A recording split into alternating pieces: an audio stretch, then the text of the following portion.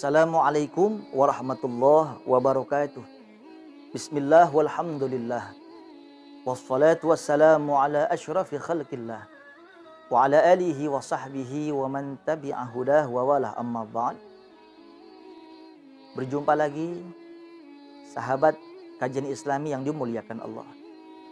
Semoga senantiasa kita semua selalu di dalam nikmat sehat wal afiat, istiqamah di dalam ibadah, ilmu yang manfaat, rezeki yang barakah. Amin ya rabbal alamin. Sahabat kajian Islami yang dimuliakan Allah. Kalau kita umrah ketika atau haji, ketika kita mengambil niat untuk ihram, di situ ada yang namanya miqat, tempat untuk mengambil niat ihram. Ada Tan'im, ada Ji'ranah, ada Hudaybiyah. Kira-kira seperti itu. Satu yang sering kita dengar, Ji'ranah. Ji'ranah ini, saudara, adalah sosok seorang wanita yang mengabdikan dirinya untuk mengurus masjid di daerah Wadi Safar. Suatu saat, manakala perang Hunain, pasukan-pasukan umat Islam digempur habis-habisan oleh kafir Quraisy. Sehingga pada saat itu seluruh pasukan-pasukan mujahidin, pimpinan langsung baginda Nabi Sallallahu Alaihi Wasallam, kocar-kacir, kehausan, kelaparan, sampai dengan mukjizat baginda Nabi Sallallahu Alaihi Wasallam di Wadi Safar tersebut, dengan tongkat baginda Nabi dihentakkan ke bumi Wadi Safar tersebut, maka terpancarlah air yang pada akhirnya di situ menjadi sumur. Semua para mujahidin minum dengan sesukanya, sehat kembali. Yang pada akhirnya perang Hunain dimenangi oleh golongan umat Islam, alhamdulillah.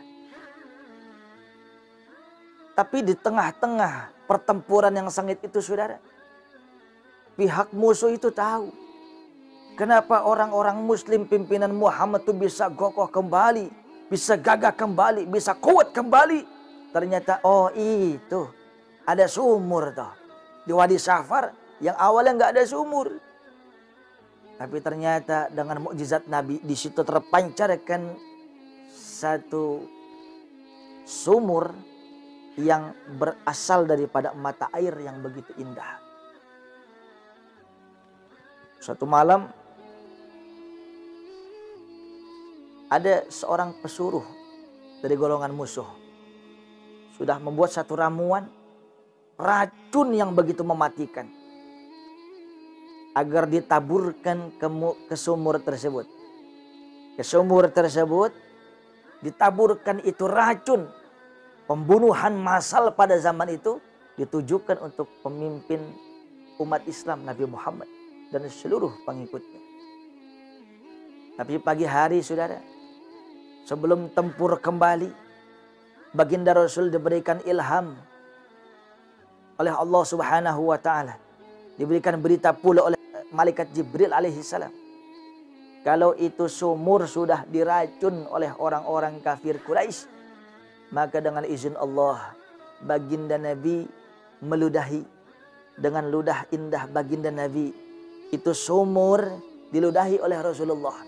Setelah diludahi oleh baginda Rasul, maka kontan racunnya menjadi tawar, saudara.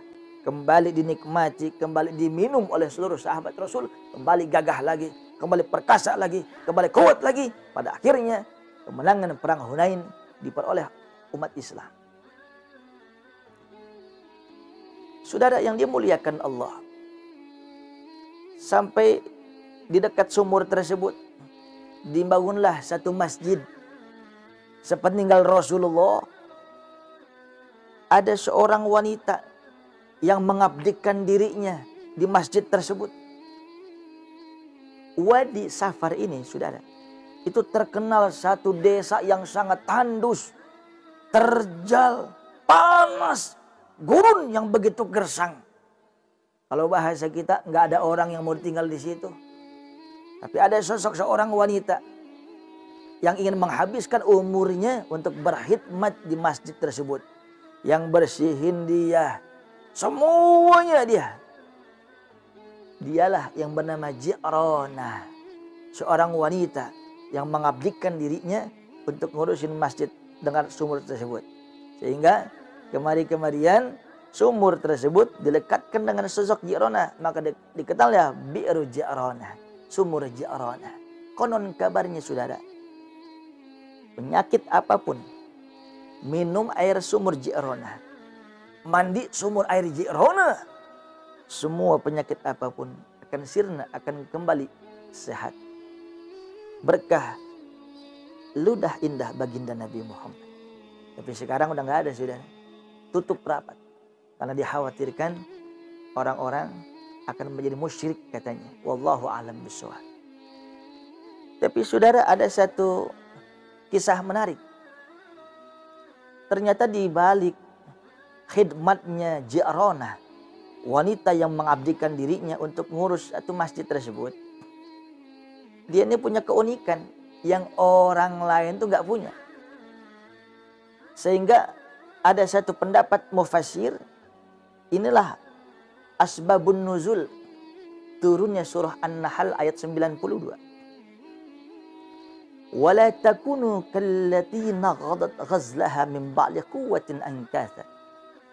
Wala takunu, Allah berfirman, dan janganlah kalian menjadi kallati naqadat ghazlaha min ba'di quwwatin ankatha. Janganlah kalian menjadi seperti sosok seorang wanita yang setelah pintalannya jadi diurai lagi. Kalau bahasa kita, udah capek-capek jahit, dirobek lagi.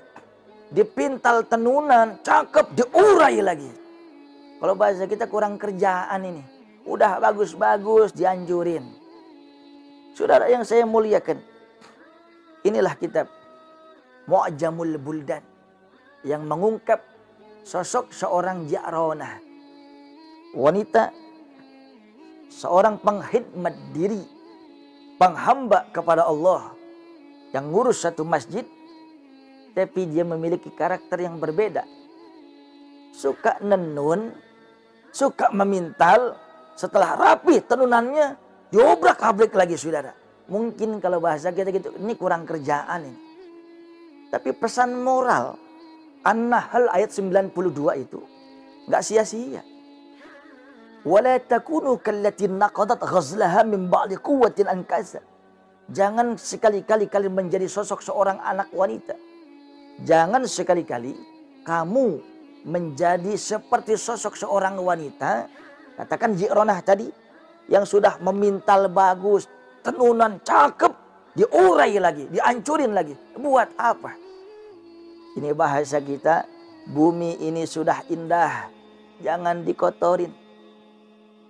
Tatanan kehidupan yang sudah bagus, jangan dihancurkan. Kehidupan Islam yang mudah, jangan dipermudah lagi. Pakem dua cukup, tidak akan sesat selamanya. Quran dan hadis, jangan dirombak lagi. Maka oleh sebab itu, saudara, pesan moral yang ini Allah tanamkan kepada kita, jangan menjadi manusia yang suka ngerusak yang sudah bagus. Contoh, Al-Quran itu pedoman hidup umat Islam. Al-Quran itu pegangan hidup umat Islam. Pakemnya jelas. Satu huruf saja hilang, semua orang tahu. Inna nahnu nazzalna dzikra wa inna lahu lahafizun. Sesungguhnya kami yang menurunkan Al-Quran dan kami pula yang menjaganya. Dijaga oleh Allah, dijaga oleh malaikat Allah. Dengan tangan kanan Allah, para hufazul Quran yang menghafal Al-Quran, termasuk umat Islam menjaganya. Satu huruf saja hilang, seluruh umat Muslim tahu Al-Quran yang jaga langsung Allah. Namun saudara, ayatnya tidak berkurang. Bacaannya sama. Kurang lebih 6.666 ayat versi Abdullah ibn Abbas. 114 surat, 30 juz, pakemnya jelas. Tapi dalam pengamalannya, Al-Quran banyak yang dikotak-katik. Udah bener dikotak-katik. Saya sering gambarkan kepada jamaah. Al-Quran itu seperti kepala. Al-Quran seperti kepala. Ada nggak manusia, punten mohon maaf, yang memiliki keterbatasan fisik, dia tidak memiliki tangan. 2 bahkan hilang tangannya, hidup. Ada model manusia yang tidak memiliki kaki, hidup. Ada manusia tidak memiliki telinga, dia hidup.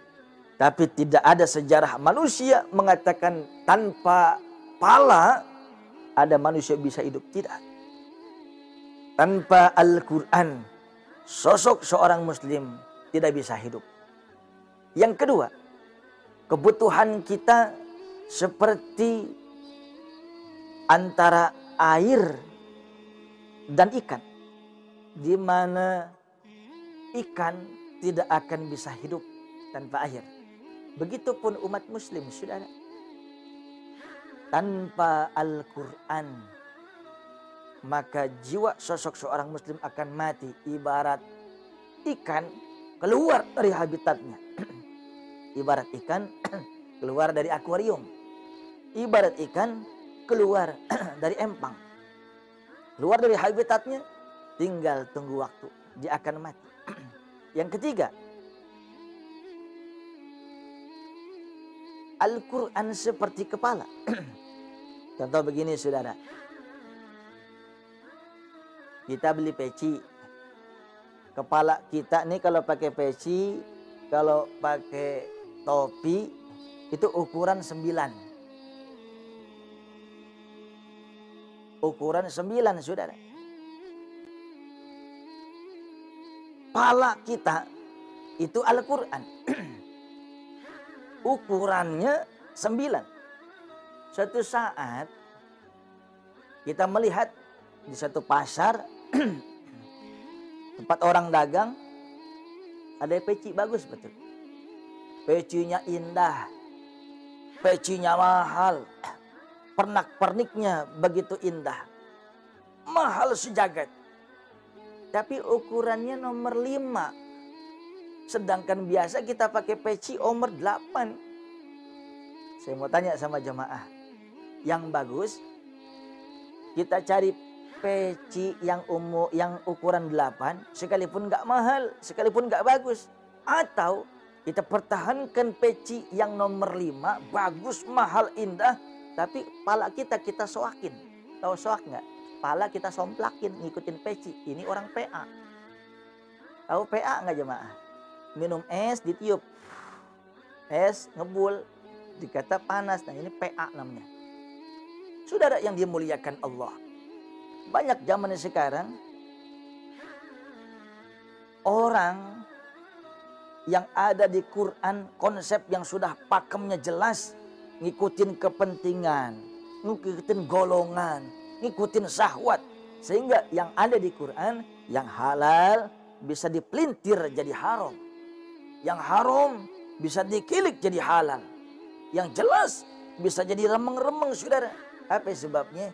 Karena yang sudah bagus konsep di dalam Al-Quran dihancurin lagi. Oleh sebab itu, Rasulullah terakhir berpesan,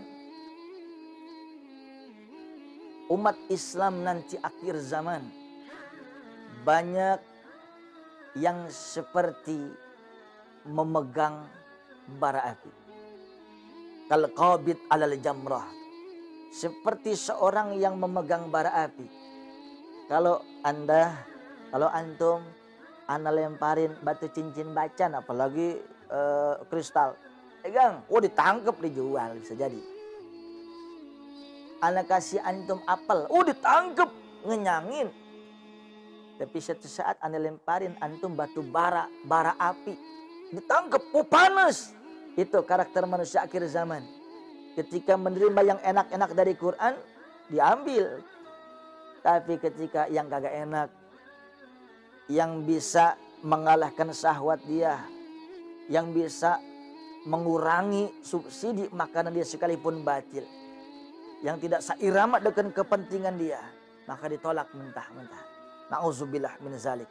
Oleh sebab itu, mudah-mudahan kisah Ji'ronah ini bisa menjadi pelajaran bagi kita. Tinggal kita jalan lurus saja.